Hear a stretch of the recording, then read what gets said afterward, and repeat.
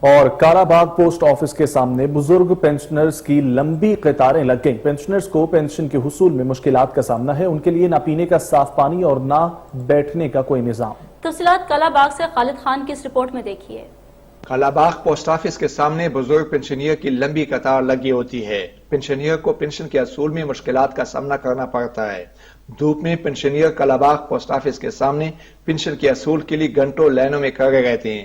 ان کے لیے نہ پینے کا صاف پانی اور نہ بیٹھنے کے لیے کوئی انتظام موجود ہوتا ہے۔ کالا باغ پوسٹ آفس کے سامنے یہ منظر ہر ماہ کے اوائل ایام میں دیکھنے کو ملتا ہے۔ اس پروسیس سے بزرگ پنشنیر کو سخت تکلیف کا سامنا کرنا پڑتا ہے۔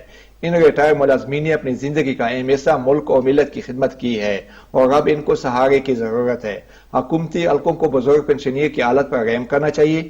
عوامی حلقوں نے مطالبہ کیا ہے کہ ڈاکخانے سے پنشن لینے والے پنشنیر کے لیے بھی ATM کارڈز یا بذریعہ منی آرڈر پنشن گھر پر پہنچانے کا اہتمام کیا جائے۔ کیمرہ ٹیم کے ساتھ خالد خان، کالا باغ۔